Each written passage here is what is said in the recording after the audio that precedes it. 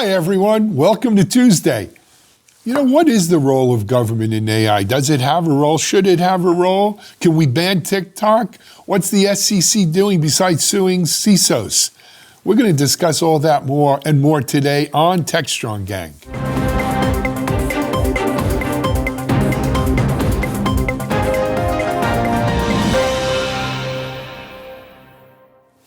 Hi, everyone. Welcome back here to Techstrong, gang.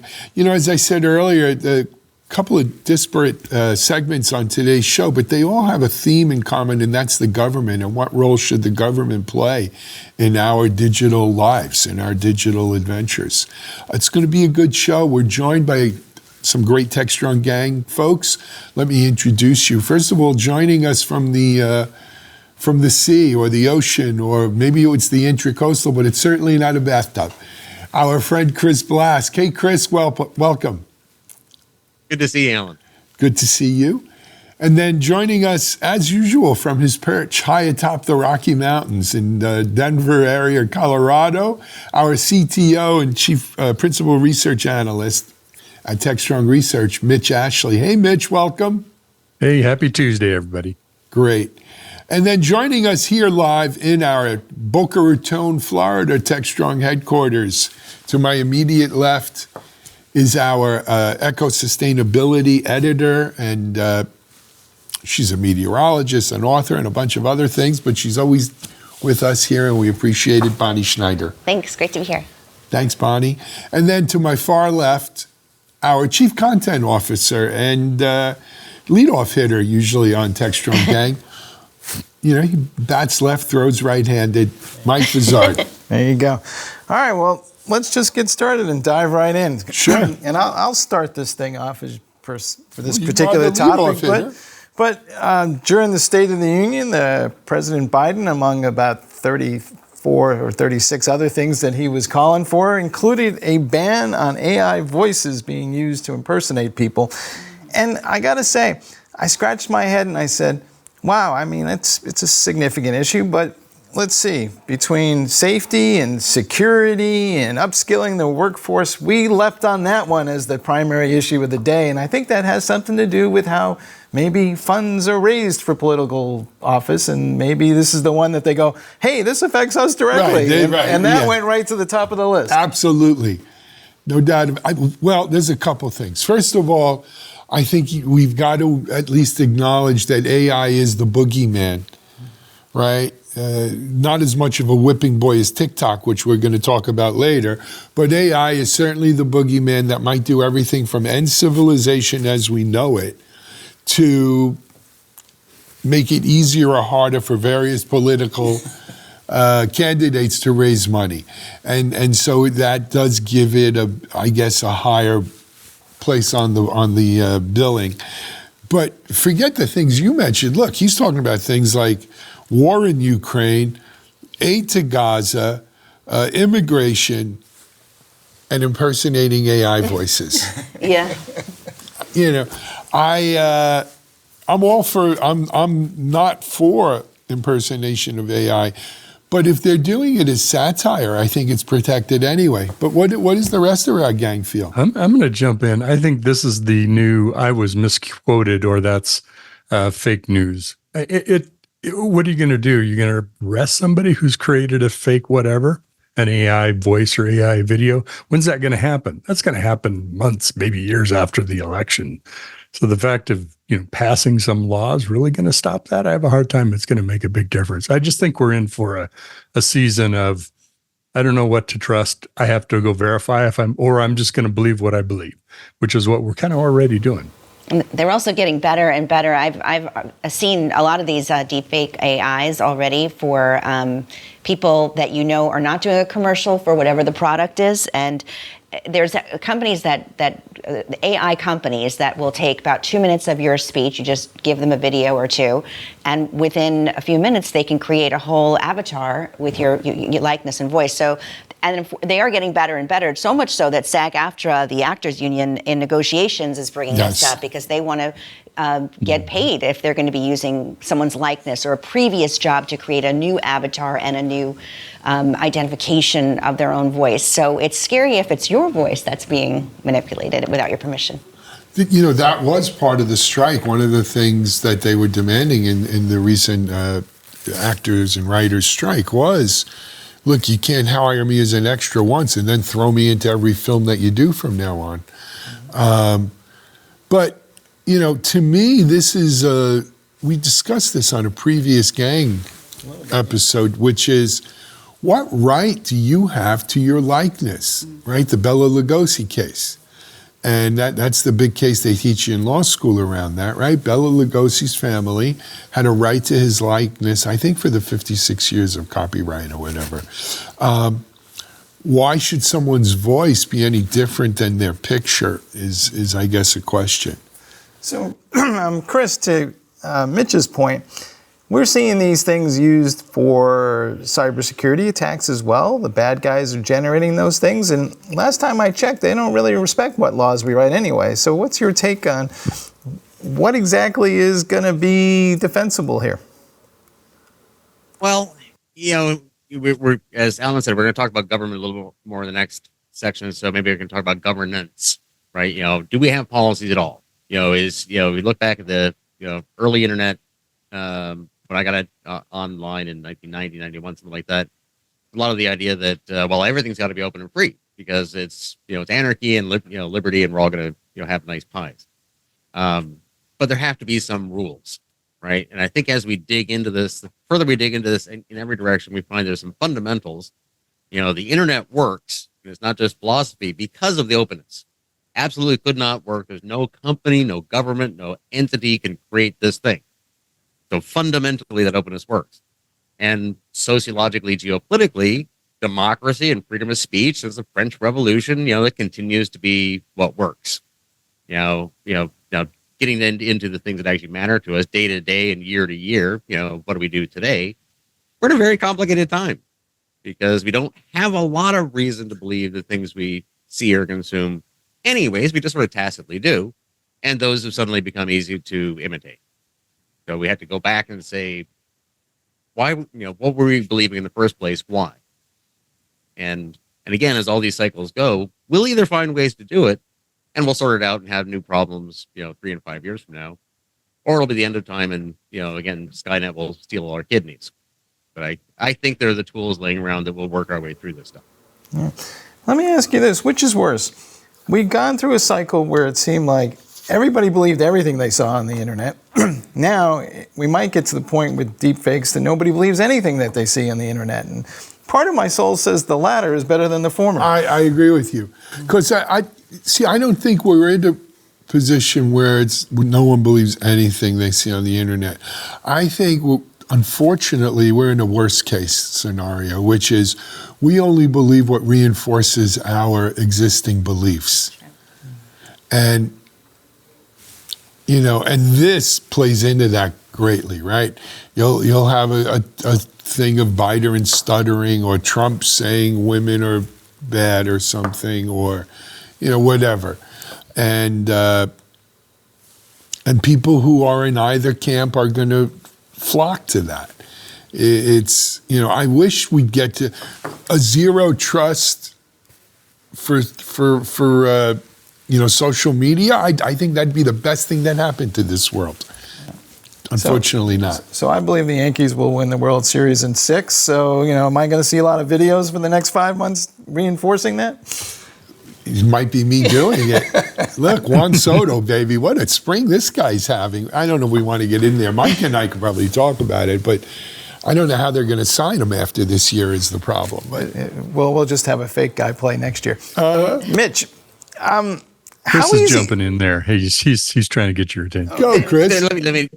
Yeah. So, Alan, you brought this up. To the point that we don't believe anything. I don't think that really happens, right? Because we continue to function. We all wake up in the morning. We have to believe enough to get through the day, but that's an outer boundary. But I think, and this is important to note, I think as technology people, because we're the ones that have to tool up solutions in theory, is how do people function now? And I'm going to call it a lifelong friend we lost last year, Jay Lotvala. Since we were children, my wife and I both is one of our very closest friends. Good old boy, Canadian, redneck, Tim Hortons, living up north, the kind of guy. And, Jay was completely full of it. Jay could come up with a lie faster than you could believe. And we're hanging out at his place up north in Ontario a couple years ago.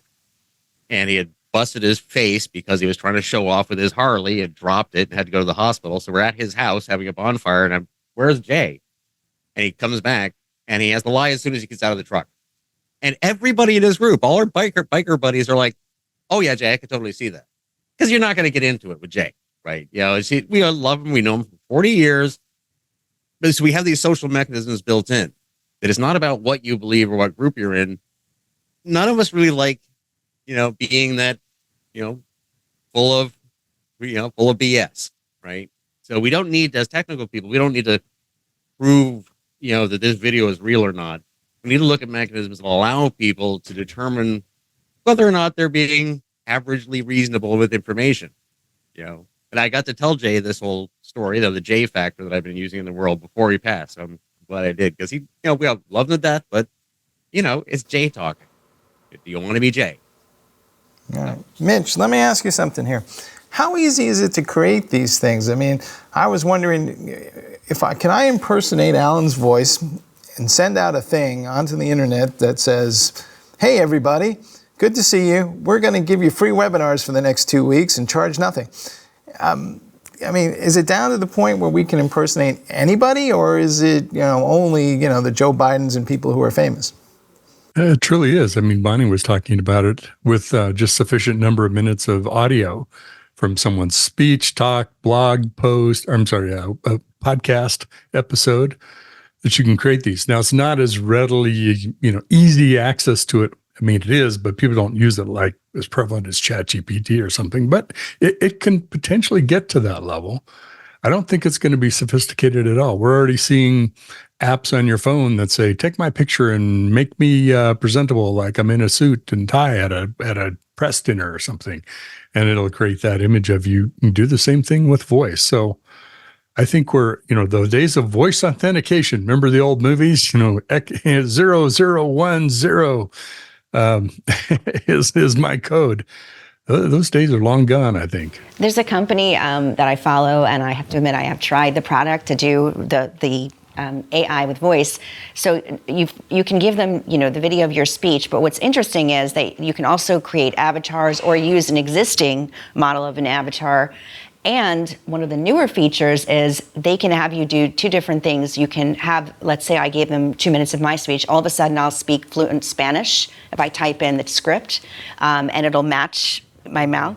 And you can also have the person sing. You could give them a song, lyrics, music, and the next thing you know, the person that you want is singing a song. So I've just been following this myself for the past year or so it is getting better, but I think you're right. Like, a lot of people don't know these companies exist. They just pop up on a feed, but they are being used for business to business, to be the spokesperson of a business, to do business to business videos. That's what I think they're used to, in a non-nefarious way. Are we talking about the wrong end of the equation here? And maybe it's not the fact that I created the thing, but if I distribute it for nefarious purposes, we sue those people. Yes, no, maybe. So your laws and regulations here have to exist within our existing framework of law, right? So I mentioned earlier the satire thing. If you're doing it of a public figure and you can make a claim that it was satirical, it's protected. If you're going to have to show nefarious or a business aspect, and then are we talking about civil damages where I recoup money that I may have lost because of this, damage to my reputation, or are we talking about criminal type of charges? From criminal type of charges, it would have to be very nefarious, right, to cross that line, chasm. I've said this before. I learned this when I was in law school in the early 80s, late 70s. it takes the law 3 to 5 to sometimes 7 to 10 years to catch up to technology. I don't know, and this is less than a year old. We're probably, this is going to be unsettled for the next 3 to 5 years. I think we're already there, Alan. I mean, there's a good analog. Think about all the memes that go around with statements on them, right? We know they're memes. We think they're funny, but those can be passed off also as somebody saying something, and that's common. And think about all the Stilgar memes of Timothy Chalamet drinking a beer that, that's proof that he's Lisan al-Gaib. That's yet proof again. He's the guy in Dune. So we already kind of have that, and people just ignore it and kind of treat it as whatever. Maybe we're headed towards that of audio and video too, is just kind of take it for what it is. I'm not even sure you can sue, because who would you sue? Who created it? In what court? Well, you'd have to prove who created it. Right. And how do you know who distributed it? Right. That's tough. Well, it was distributed on Facebook or X, and let's sue that Elon Musk. I heard has a couple shekels in his pocket. Let's go after him. But again, and that gets into the whole exemption. I forgot what is it? Rule, not 520. Whatever the rule is that exempts social media. 230, maybe. 230. Social media people, you can't. The social media carriers, you can't hold liable. Maybe we do need to hold them liable. All right, well, with that, maybe we're moving on to our next subject. All right, well, wait, before we do, let's take a quick break here on Techstrong, gang. Discover the cutting-edge insights of our new show, AI Times, a series that explores the limitless potential of artificial intelligence. Sponsored by the AI Infrastructure Alliance, the AI Times is at the forefront of the AI revolution, tackling the crucial questions of how we can leverage AI for the betterment of humanity. Stay ahead of the curve as this show delves into all things surrounding AI, including trends, pressing concerns, and the positive impact AI is making around the globe. AI Times. And we're back, folks. Also kicking around during the State of the Union speech last week was this whole conversation about banning TikTok that's been running around for a little while now. I know there's a law running around inside some subcommittee in the House that's kicking this around, and President Biden allegedly said that he would sign this thing if somebody actually presented it to him as a bipartisan bill. So it feels like there's a lot of noise coming around TikTok. A lot of it traces back to their parent company is owned by an outfit in China. And I cannot figure out if this conversation is about, is it undue influence of the kids? Is it a security issue? All of the above? Bonnie, what do you think? Well, I think it's both. And I think this is one of the rare instances where you have bipartisan agreement on TikTok, and you have both parties saying that there should be some reform. Not everyone agreeing at once, but you'll find on both sides they're talking about the security issues when it comes to China, and also the risk. But then there are people on the other side that are saying, well, what about Facebook? What about Twitter? X? There's lots of different ways that people are being influenced by TikTok. And even though, as I mentioned, you have legislators on both sides that are saying we should rein this in, we need to ban it altogether, the reaction, I think, shocked all lawmakers, because you had people from young teens to senior citizens bombarding them with calls and messages saying, I spend my life living on TikTok, you can't cancel it. So I think now we're at a situation where I don't think they know exactly what to do. Look, it's not often you hear me go on the right side versus the left side of things, in all honesty, for those who don't know me. But I am very hands-off on this. First of all, my feeling is if TikTok was not owned by a Chinese company, we wouldn't be hearing 90% of this. This is all about let's get tough on China. And banning kids' videos and stuff, I don't know how, there's better ways of getting tough on China. Secondly, the whole TikTok thing and its insidious evil nature of making people watch more videos or so forth, it goes hand in hand with I've seen some local government bills, and some have passed, that are trying to limit how much screen time a kid's going to have on. I mean, think about it. When you were little, what would your parents had said, had the government said, you got to make sure your son's in bed by 8:30, because otherwise he's not going to do well in school, and we got to make sure he has a good breakfast. Stay the hell out of my house, stay out of my bedroom, stay out of my kid's bedroom. I'll decide when my kid wants to go to sleep, and I'll police on how much screen time my kid has and what he accesses. I'm a parent, it's my job. When he's in school, you can make school rules, but when he's not in school, I'm the parent here. I call these shots. Because I think, and let me preface that by saying, because a big part of this is, adults, of course, are free to make their own mistakes. But it's the poor children who are being, corrupted here by TikTok and everything else. Chris, is TikTok a threat to national security? In short, yes. I think TikTok may be a national threat at the moment. But let's break this down to base principles and build it up from there. So there's an old saying that the internet sees censorship as damage and routes around it. And we've enjoyed this as Americans, as Western world folks, as information gets into repressive controlled places like North Korea, and Soviet Union, and modern day Russia and so forth. So we feel a little conflicted about this one, because on one hand, as you're saying, Alan, it's kind of a free speech thing. On the other hand, that can be used badly. In the last segment, I touched on governance, right? And again, this idea, whether it's social, liberty or internet, freedoms and so forth, we get to this base principle of, do we want anarchy with absolute freedom for everybody, or is there going to be any governance at all? So I don't know exactly how to solve this. I don't know what the policies and rules and technologies are.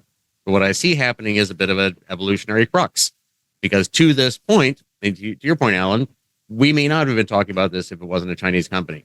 Maybe American companies have been guilty of the same sort of thing, or been getting away with it because there's nothing yet to be guilty of. We haven't defined what you're not supposed to do. So whether this is right or wrong, legislating this, I think it forces us to work through the problem. Seems to me it's a lot about what could happen. And I think it's an easy way to show some action against China when there's much greater threats. I'm not saying it couldn't be used for nefarious, but has it yet? Seems to me like it's we're using national security as a possibility to basically stop free speech.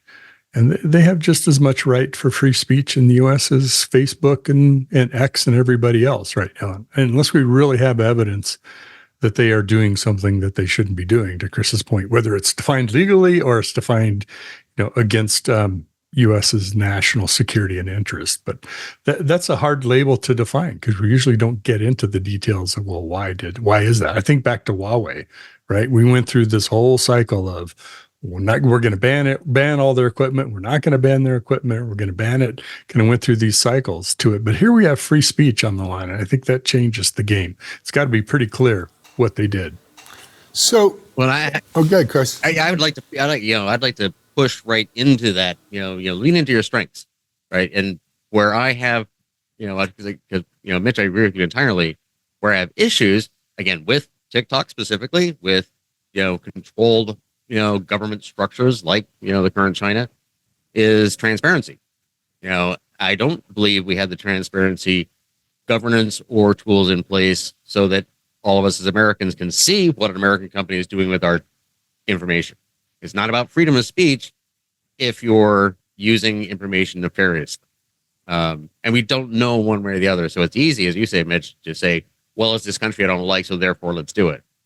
But we need to develop the mechanism so that we can know whether or not organizations are doing bad things with our info. So, but here's the thing. I don't know if it's necessarily a question of what information they're gathering as the main point. I think the main point, and this again brings it into the realm of politics, pure politics, is that TikTok, being owned by a Chinese company, can put in algorithms which favor a negative view of the U.S. government, let's say, or a negative view of Donald Trump, let's say, or they're anti-conservative, or they're anti-liberal, or they're anti or positive, pro this or that. And in doing so, unduly influence the sheep right? Who believe what they hear, right? If you go on TikTok and 9 out of every 10 videos you see say Joe Biden is about to keel over and Donald Trump is the picture of vigor, you know what Goebbels said, right? The bigger the lie, the more you say it, the more people believe it. And so all it takes from a TikTok, or that matter, a Facebook or a Twitter, even LinkedIn, is to twist that algorithm to favor one particular viewpoint over another and give us more information, reinforcing whatever tribal kind of belief system they want us to believe. And that to me is the bigger danger. That's where I don't know how you combat this, but that's the danger. Kind of a War of the Worlds radio show scenario, right? Where the population is starting to believe what they're hearing is actually happening, right? In that case, it's aliens attacking. But this is more the frog in the pot, slowly building up that perception. Bonnie, you went Yeah, Chris. But it's also normal human history, right? Again, look at any generations before us, but particularly 5, 10, 20 generations before us, people believed what they were told. There wasn't much they were told. And everything was controlled this way. So we're still trying to break out of that box. And I don't know what the exact yellow answer journalism, is. Well, right? The whole yellow journalism thing got us into a war. But Mike, what were you going to say? I would love to get Bonnie's opinion on, we both went to journalism school at Boston University. Are the rules need to change here? Because we're treating Facebook and all these companies like they're different from a media company, even though they say they're social media companies. Right. But in reality, we don't hold them accountable for the content the way we hold a traditional media company. And unfortunately for the media companies, we've seen a tremendous amount of consolidation and layoffs. And, I've been in the media business for many years, and there's just so many choices. But the biggest competition for the networks, for the cable news, is social media. That's where people are getting their news from. So you're right. I mean, without any sort of monitoring, you're certainly going to get, whether it's on Instagram, Facebook, or TikTok, you're going to get the news feed curated to whatever your beliefs are. And there's no neutral voice anymore in journalism that we used to, when we went to college, that we learned about. That it's not like that anymore. It's very opinionated on both sides. Well, I don't want to get too political, but yeah, one of the major outlets for a certain political viewpoint in this country comes out and says they're not a news organization, they're an entertainment organization. Right. Only when they get sued. Only when they get sued, yeah. And so, but the fact is that our public has a hard time. Yeah. Understanding the difference of when it's news and when it's just entertainment. It's like, is wrestling real? Every little kid, what do you mean it's real? Fake? It's real, of course. But, I mentioned it in the previous segment, and I'll say it again. Social media companies have carte blanche not to get involved with this, with the Section 220 protections, and maybe those do need to be looked into. I'm not saying abolish them, but you know what? Absence of malice and all of that good stuff that regular media companies have to deal with from a libel point of view. Maybe it should apply. And the question is, where's the choke point? Where's the throttle? And who has the burden of applying it? I hate the government being that. Well, but if you drop Section 230, it'll all go to the courts, right? It's now into libel and defamation and all, which is not an easy thing to prove either, but it seems like that shifts it back into people taking action. So that could curb some behavior in a lot of ways. I would argue that if you're deliberately adjusting an algorithm for an outcome, that's malicious intent. And that you can prove, and we can also get the code and subpoena the code to examine that. So I think there's a way to enforce this stuff, but that's just me. I don't know. Chris, do you know a way to enforce that? I think we, again, can build it up from base principles in the technology, right? And in the supply chain space, in the cybersecurity space, we're getting forced into the corner where we have to say this specific piece of information in real time is going to be used by somebody else for some critical purpose, and I really need to know what it is. Really, really. Not the way we've been doing it, not the way we do it in big corporations and government today, but really, seriously, at an engineering level. And I think we have the opportunity to build up on this and get back to, as I said, look at why we believe what we believe at all, analyze that. And there are lots of people in the world working on this academically and professionally, understanding how we make decisions, and then looking at the media that we're presented with, we present ourselves with, and find ways to help people decide how much veracity may or may not be in something, as opposed to the sort of binary situation we're all describing here, whereas I believe it or I don't, based on nothing. I'd like to take the last word on this and then we'll pose. To me, the whole issue around TikTok specifically, though, is what, in our generation, not you, Bon, but Mike and I, Mitchell, Chris, there used to be a saying, Windows ain't done till Lotus don't run. You remember that? Mm-hmm.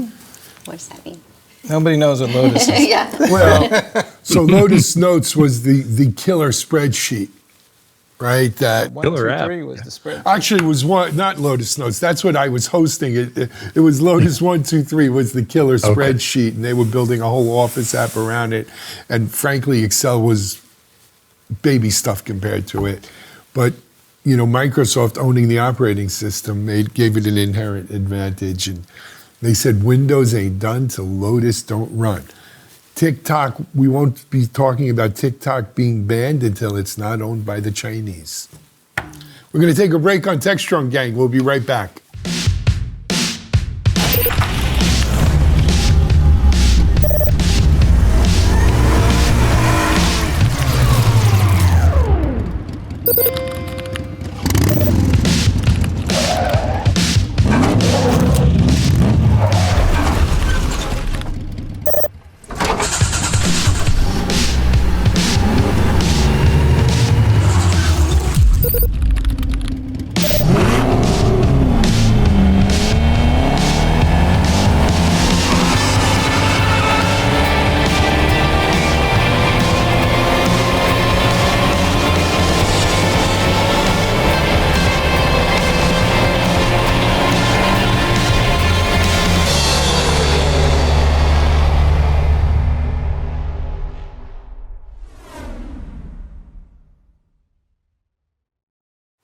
Welcome back to the Techstrong gang. Well, we have an interesting topic now to discuss.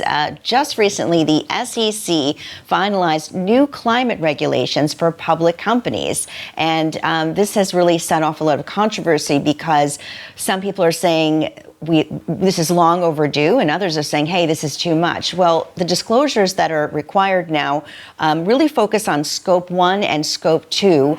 That's direct and indirect emissions. Scope 3, not so much. That's going to be a little more discriminatory. What is Scope 3 emissions? That's the indirect from supply chain or value chain emissions that are emerged. And while these rules are set to really be enforced, let's say, I think later this spring, it's still touch and go because you have at least 10 states challenging it, the U.S. Chamber of Commerce challenging it as well to say what gives the SEC this authority to put this on companies.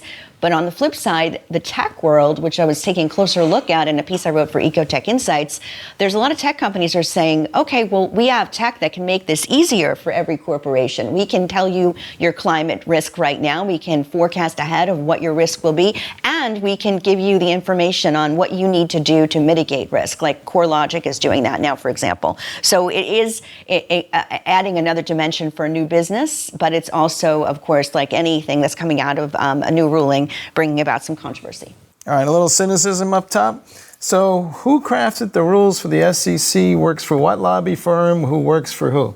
Right. Right? Because some of this, I feel like, not enough of these folks in Washington know enough about what it is that they're being asked to regulate. And these rules seem rather overly blunt. So maybe there's a little more finesse needs to go into these rules before they show up in this way. And that said, do we want, I don't know, every company that this applies to is just going to wake up one morning and go, maybe we'll just go private and we don't have to deal with this? That's a good point, Mike, right? It's the SEC. Since when does the SEC's charter them to enforce climate-related disclosure rules? I don't you know. But on the other hand, we're in, again, a political climate, I'll say it on the third block too, where our politically appointed judges have taken it upon themselves to neuter and castrate the very agencies that the government set up to enforce these kinds of things, right? And so they're saying that I keep thinking Fish and Wildlife. I don't know why I keep saying that. EPA is who the you're thinking EPA, about. Environmental Protection Agency, doesn't have the ability to enforce some of this stuff. So, you know, we're doing unnatural acts because these things do need to be enforced. These things do need, you know, climate change is real. The consequences of this are real. If not the EPA, who? And that, again, it's a political problem. Is this another example of Congress refusing to act on anything? So now we try to end run it, but then when we do that, we wind up in the courts, and the courts say go back to Congress. And this just winds up being an infinite loop. Welcome to the U.S. in the 21st century. Folks, let's see. Mitch, I think I've asked you this before, but to what degree can we just maybe make people more aware of what impact they're having, and they might just naturally do the right thing because, you know, there's a tool that shows them that this is what impact you're having on the environment. And I guess it's nice to have regulations because a lot of people will only do the bare minimum, but can we at least make it easier for the people who want to do the right thing to do the right thing? Almost back to the transparency comment that Chris made earlier, right? The progress around sustainability, it hasn't been due to regulations, at least in the U.S. It's been pushed greatly from the EU, but it's also because it's become important to people, whether you think about it generationally or just for our own personal preferences. And I think the more we make it transparent, the people who are doing a better job of it, that will attract those customers to them. Now, there could also be a backlash. We've seen that before where, you know, this is a good thing. So now the other folks who don't believe in that suddenly are promoting something else. But, you know, short of putting how many calories are in this can of soup, how much, you know, a carbon footprint does this whatever service that I'm consuming, some kind of reporting requirements that would increase transparency. I think it's at least for the U.S., it's largely in the hands of the consumer, the buyer. Chris had his hand up. Well, I think, you know, I think since we're talking about SEC here, let's just look at the regulatory and economic parts of it. I think good intent is a very powerful force, but in the same way as I frequently say, if you want security to be adopted, find some way that it fits economically, that it's not a cost, it's a savings, that it's a competitive advantage. You know, what is it you're trying to achieve inside the organization that I want to get to adopt my thing? Now we're talking about, you know, climate change, and I understand the mechanisms. If in fact, you know, there's an economic risk to some stock I own because they're being irresponsible and they might be fined through the FDA for climate, that's a mechanism that may work. And I think, you know, and to be clear, I'm on board with this. You know, I literally am out here in the environment. I see the loss of seagrass and manatees and everything else, and we need to fix this. And the same sorts of tools that we need to build into cyber systems for technology help with this. The attestation ecosystems we look at for supply chain intelligence, but also work for carbon credits. You know, so if you're, you know, to our agreement, you know, Mitch, as we can put transparency in and say, here's where this thing happens. In this case, you know, something with an environmental impact, then we can weigh that in regulatory or economic terms. So whether this is a good thing, it's a ratcheting motion anyways. What I wonder is, are we setting up the SEC to be the next EPA? But instead of going the EPA route, which has already had, you know, what a lot of politics around it, are you setting the SEC up if it starts implementing kind of social policies, if you want to think of sustainability that way? Maybe accurate, I don't know. But instead of business law and anti competitive actions, things like that.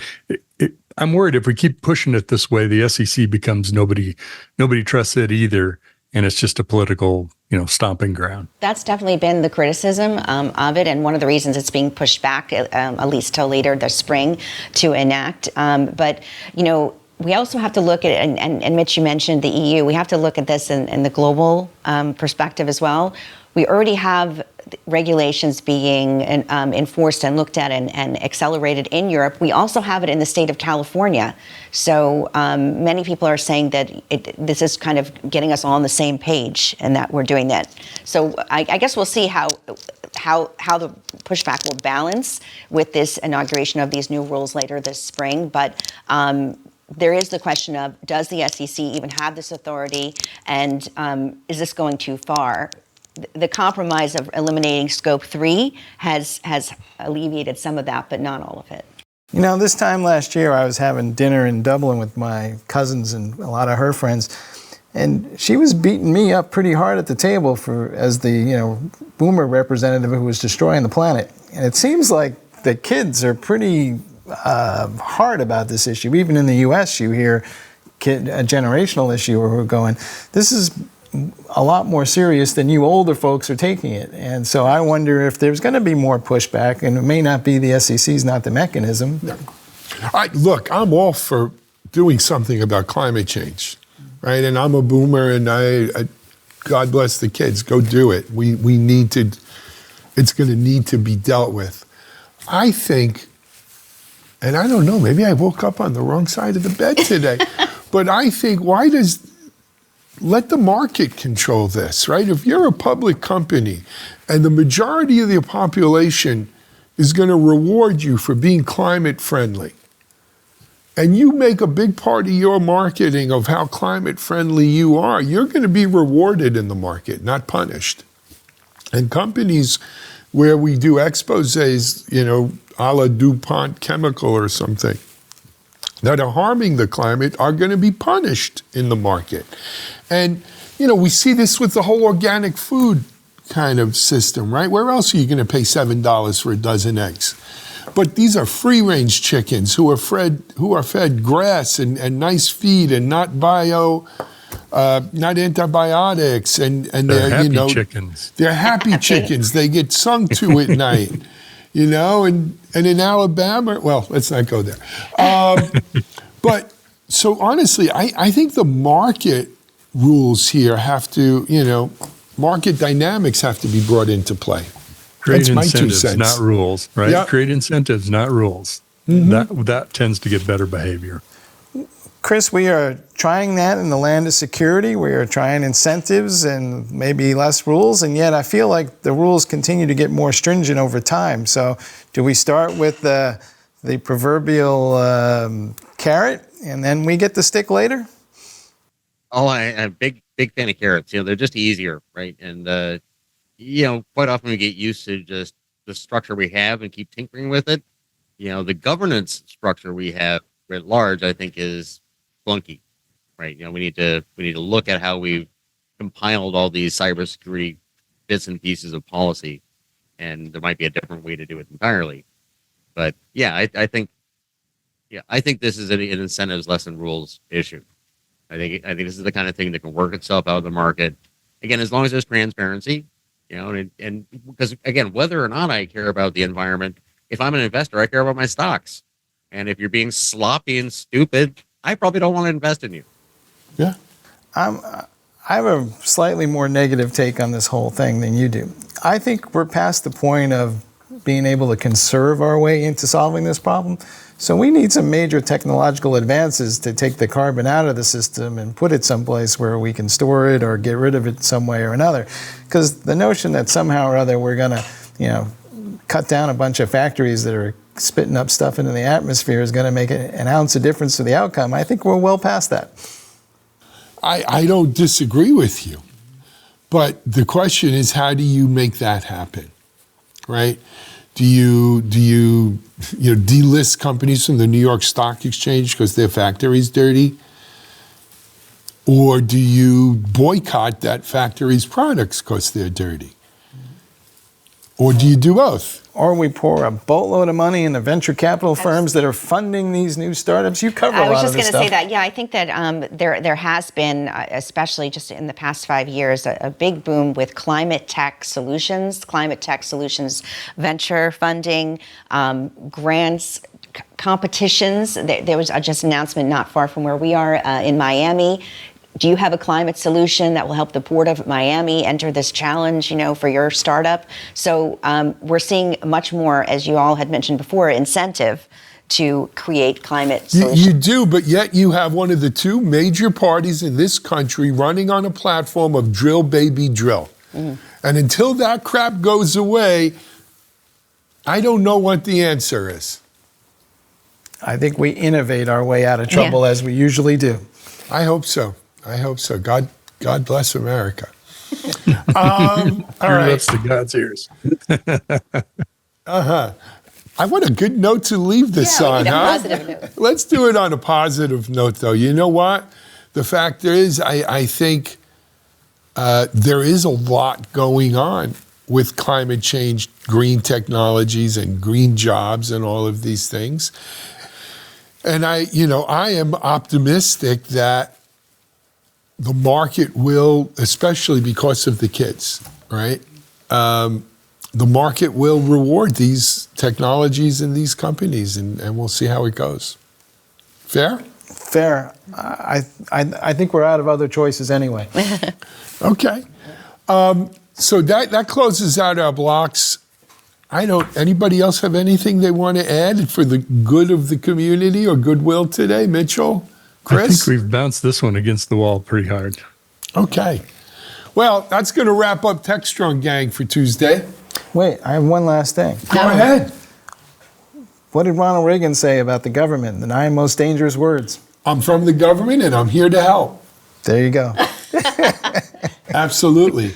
Hey, just a shout out to my Pittsburgh Steeler friends out there. The Russell Wilson era has begun. Go Steelers. We will. Good luck with that. Yeah, well, at least for 1 year. Mitchell, Denver. thank you for Denver's contribution of $38 million for Russ's salary this year. Yeah, you're welcome. Anyway, we're going to take a break here. We're not taking a break. We're going to wrap up this episode of Techstrong Gang. We will be back Thursday with some fresh, interesting content, as well as a best of for tomorrow. Stay tuned for the rest of Techstrong TV today, guys. Take care. SecurityBoulevard.com is the leading resource for news, analysis, and education on challenges facing the cybersecurity industry. SecurityBoulevard.com covers all aspects of cybersecurity, including data security, DevSecOps, cloud security, application security, network security, security threats, and more. SecurityBoulevard.com has the largest selection of security content, featuring breaking news, blog posts, podcasts, and more. Visit www.securityboulevard.com to learn more. SecurityBoulevard.com, home of Security Bloggers Network.